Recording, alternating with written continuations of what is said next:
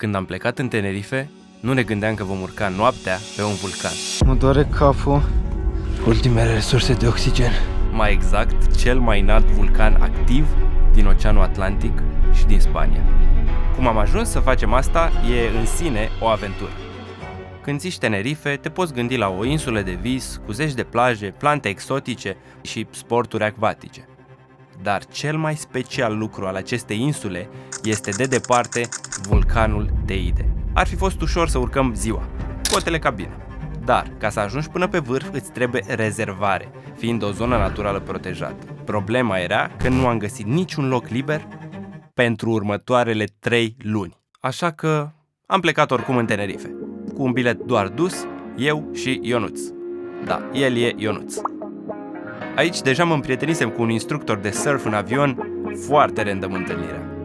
După un zbor de 6 ore, am zis să vedem ce are insula asta de oferit, în afară de vulcan. Deja îmi pierdusem orice speranță că o să mai urcăm pe Teide de data asta. Și voiam așa de mult să mergem pe Teide aseară, deja ne făcusem planul. Până am văzut niște clipuri pe YouTube și am văzut că oamenii erau îmbrăcați cu 3 straturi de geci. Am zis măcar să încercăm ceva nou pentru amândoi. Și o zi mai târziu am rezervat un zbor cu parapanta.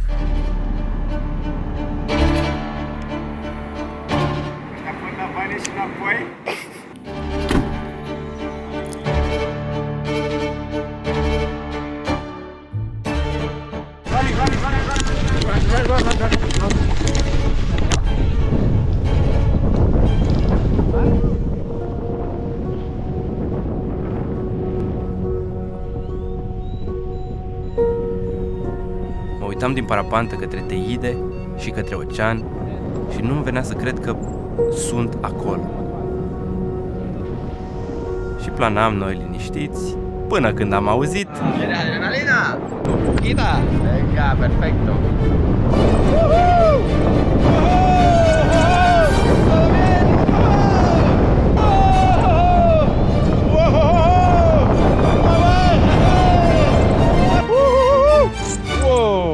Oricum, piloții cu care am zburat erau super profesioniști și practic datorită lor suntem încă vii.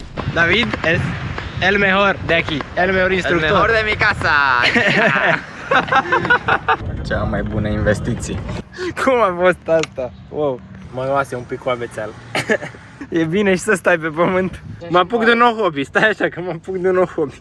Următoarele zile pe acolo pe insulă am mai intrat în vorbă cu localnici, mai mult ca să-mi exersez spaniola. ¿Y tú vives aquí? No, Formentera. Ah, Formentera. Sí, Baleares. Otra isla. Pero los Baleares están en el Mediterráneo, ¿no? Sí, Bueno. Mediterráneo. Și aici, pe aici pe undeva stă gazda noastră de azi, de pe Couchsurfing, Freddy. Și pe toți oamenii ăștia îi întrebam și despre Teide, dar nu ne așteptam deloc la ce urma să aflăm. Freddy ne-a explicat cel mai clar că mai e o metodă să urci pe Teide, doar că noaptea. O urcare de 5-6 ore de peste 1000 de metri noaptea. Tot îți trebuie teoretic rezervare, dar pentru urcare de noapte găsești loc ușor. Eram foarte entuziasmați și foarte nepregătiți în același timp. O urcare de genul e grea, așa că am început să ne antrenăm.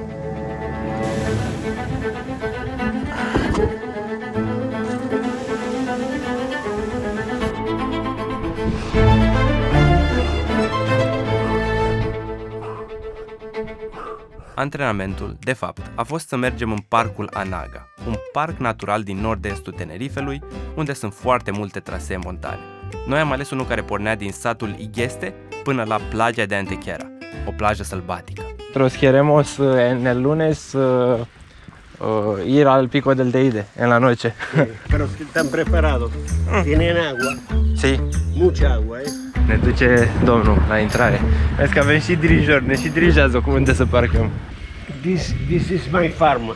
¿Y tú tienes animales aquí? Gallina ahora. Ah, gallina. Olla de los juncos. Ok. Ahora aquí, buen viaje. Gracias. Gracias mucho. Chao. Recuérdate, agua, muy importante. Yo tengo Hace mucho 76 tiempo. años. El día de ayer no me acuerdo. Present is Es my el más life. importante. Present is my life. Mucho gusto. Venga, chao, chao. Venga, Buen día. venga. Despacito. Am omis totuși un mic detaliu, să descărcăm harta traseului pe telefon. am zis că e ca în România și odată ce am intrat pe traseu, sigur e marcat pe copaci. Noi încă nu știm dacă suntem pe drum bun. Am greșit traseul așa din prima frumos. De când am mai fost Ioane la hike? 5-6 ani. Aș vrea să fiu un spiriduș. Aici nu mai știu. Ne gândim cum ar fi mai logic. Deci un domn ne-am întâlnit și ne-a zis nu pe aici, nu pe aici. Și nici conducta aia nu pare traseu, sincer. Am ajuns la conducta, asta e un semn bun. Cum să urmăm conducta? Am luat în sfârșit o aplicație și mi-a zis că nu trebuia să urmăm conducta. Se face o masă câmpenească aici în refugiu. O câmpenească cu ou, cu muștar, cu slănină, cu tot ce vreți. În final, după vreo 4 ore de urcat, rătăcit, coborât și iar urcat, am ajuns la plajă. Plajă unde era vânt, pietre și nisipul îți intra constant în ochi, deci nu chiar paradisul la care ne așteptam. Asta chiar plage sălbatică. Nu vezi pe nimeni. Bro, e super dubios. Bro, unde am ajuns? Loc de dormit. Bro, e un os aici. E un izopren cu un os pe el. Cineva chiar locuiește aici. Și o oglindă, bro. Pare că cineva chiar stă aici. Și acest altar, care mă intrigă foarte tare. Mai ales pătura asta cu M. Opa! Cineva fumează aici. Are și grătar, bro! Și acum ca în filme, vine Vericu care locuiește aici și zice: ha, v-am prins! Și când am ieșit din peșteră, afară apăruseră 2 oameni. Nu aveau nicio legătură cu peștera, deci nu vom afla niciodată povestea acelor obiecte. Tiana și iubitul ei trăiau pe o barcă și ancoraseră în acel golf pentru câteva zile. Da, mă, oamenii ăștia cu care am întâlnit foarte treabă, ne-au dat apă, ceea ce contează, că noi nu prea mai avem, am plecat cam nepregătiți. You literally like saved us, because we would have run out of water in the middle of the mountains. Uite că și pe plaja sălbatică poți să găsești oameni buni, frate. Oamenii buni sunt peste tot, dar trebuie doar să fii deschis la suflet. Am ajuns înapoi în sat. Te-am cucerit. Bine, Ioane! Acum urmează, ia uite. Am mai trecut o zi și acum mai trebuia doar să dormim, ca să fim fresh și să plecăm pe la ora 12 noaptea pe traseu.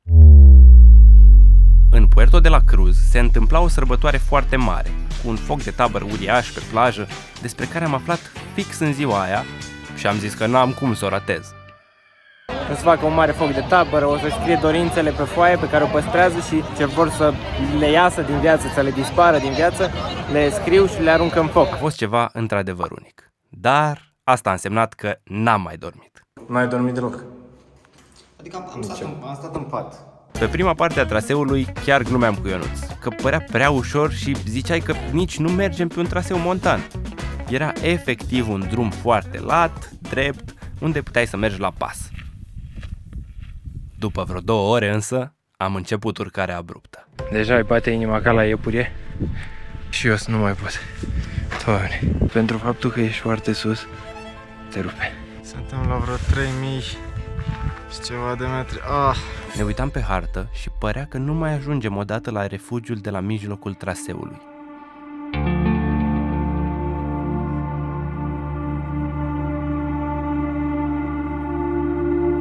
La refugiu am mâncat puțin și după m-a lovit tot somnul de care nu avusesem parte în ultimele 24 de ore.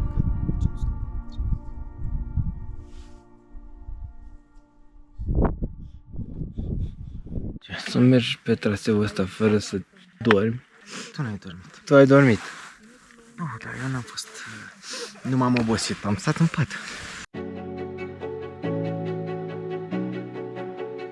E foarte, foarte somn.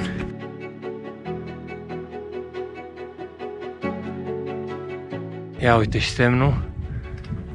Mai aveam 0,7 km. Am trecut și de celebrul checkpoint de la stația de sus a telecabinei, deci nu mai aveam mult. Acolo, la 3700 de metri, oxigenul disponibil e cu 20% mai scăzut decât la nivelul mării.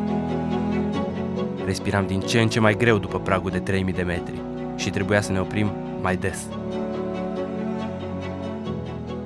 Nu mai aveam mult până când... Mă doare capul. Bro, deci e o durere. Nu știu cum să vă zic, dar e ca și cum mi-a băgat cineva o săgeată în cap. Și și încearcă să mă scoată. Ultimele resurse de oxigen. Vă zic că suntem la limită. Pe ultima porțiune a traseului, cu soarele care aproape răsărea, simțeam cum îmi bate inima și nu știam dacă e pentru că mai aveam puțin sau pentru că nu mi-ajungea oxigen.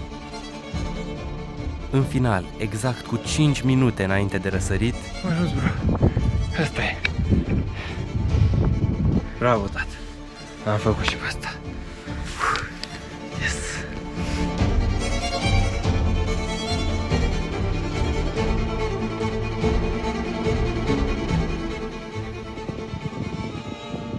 A dat o lacrimă.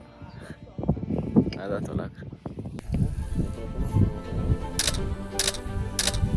La 7500 de metri de la fundul oceanului și la 3700 de metri de la nivelul mării, Teide te face să realizezi cât de mici suntem de fapt. Am trăit niște momente pe care nu o să le uităm și toate provocările care au apărut pe parcurs au făcut să simțim mult mai puternic bucuria de a ajunge și a vedea răsăritul pe Teide, pe cel mai înalt vârf din Spania.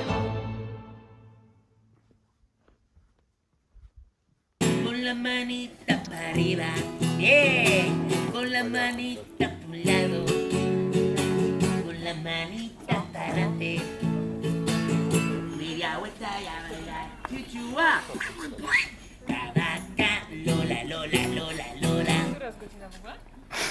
Bravo.